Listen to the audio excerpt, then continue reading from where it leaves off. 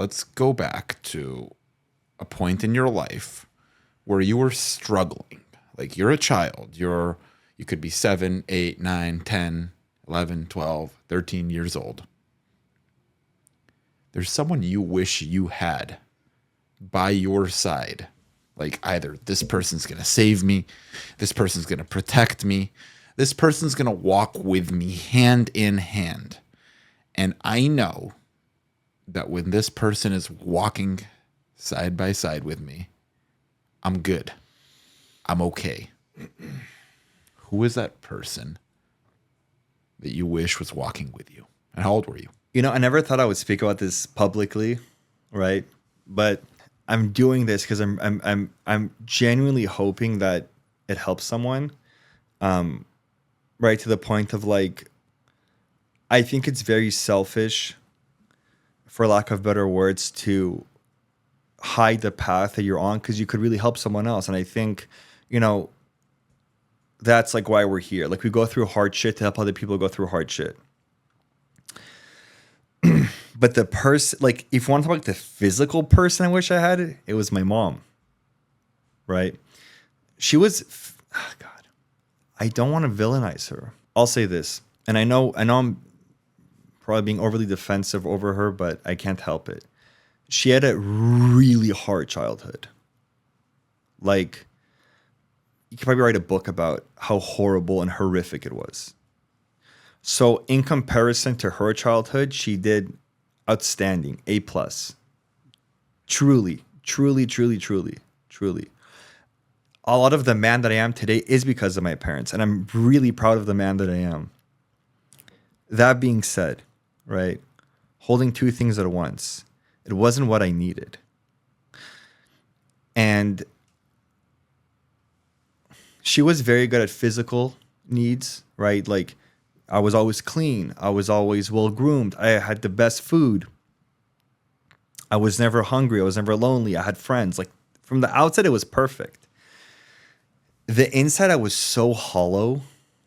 And I only think now I'm realizing it, right? And for lack of better words, I grew up, and I think a lot of foreigners go through this. I don't think I'm single in my experience at all. It's that I think a lot of foreign people have very emotionally unavailable parents. Sorry, emotionally immature parents.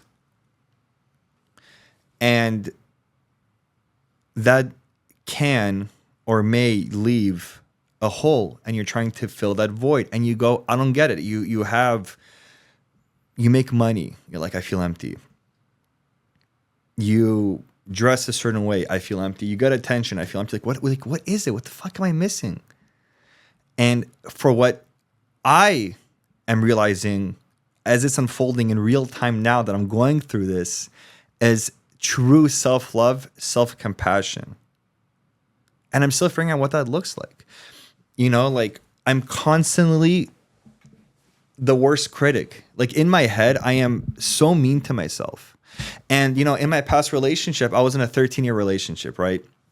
And from the outside, it's like, you know, I gave her the world, right? Like I was there and I bought and I blah, blah, blah. And then after 13 years, she had left.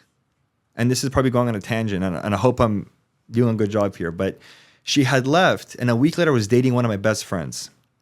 And I'll say this, because for so long, when people would hear that, oh, she's this and she's that. And I would always defend her. Like, why are you defending her? Because I'm like, if I was with me, I would have fucked all my friends at the same time. I would have gone gangbang because I was such a piece of shit. Why? Because physically, yeah, I showed up and I did all these things. And, you know, emotionally, I tried. But at the end of the day, like, I destroyed her emotionally. Why? Because I destroyed myself emotionally. That's how I thought love was. I thought love was pointing out your flaws. I thought love was making you be better by stressing you out. I'm still learning what gentle love is. So the person I am becoming is becoming a successful person in all means, physically, relationally, spiritually, emotionally, mentally, financially, through soft love, not this tough love, because that harsh criticism can get you from point A to point B. But if you want to go from B to the end, that's not going to work. It's not gonna work.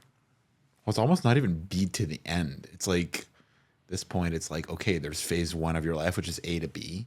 Yeah. And there's the next phase of your life, which is, call it B to C. And then there's going to be a point in your life where you go from C to D. And like, there's just all these different chapters and different segments in your life.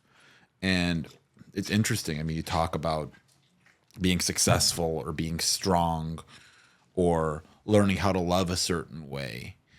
And it's almost like you were trying to give your child self the thing that your child self needed. It's almost like you were living life for him rather than for you. It's like, let me give him this so he's okay.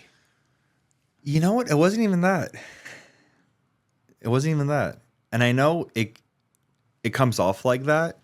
I think my inner child was buried so deeply, I didn't even know he existed.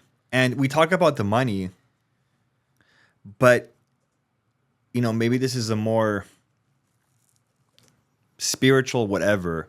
But like now, financially, I'm really struggling. Because what took me from point A to point B, that's not the same skill set from point B to point C. And that same skill set caused me to go into lawsuits, caused me to have high turnover rates with my employees, caused all these issues where now I'm like, oh, that's not working. And, you know, going back to that inner child, I think more recently started understanding what that is. Right? I think that term gets thrown out a lot. And you know, you see a lot of like female influencers online that kind of talk about it, like your inner child and you want to heal it. And I think inner child is a good way to like visualize it so you have like a target you're moving towards. I think a better term, I want to think about this for a second, but I think a better way of looking at it is like, I feel like I don't know how I would call it, because I think people tend to, I'm assuming when I say people, I'll speak on my experience. I think when I think inner child, it's either being overly compassionate to the point of enabling or overly strict to the point of like harming. I think maybe the right word is balance. Finding that inner balance and that inner peace. Does that make sense? Can you elaborate on that? Yeah.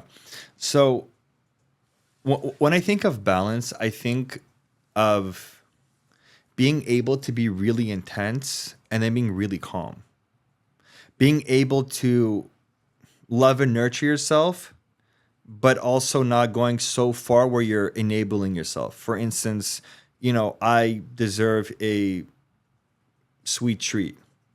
Okay, let me stop at one candy, not the whole bag.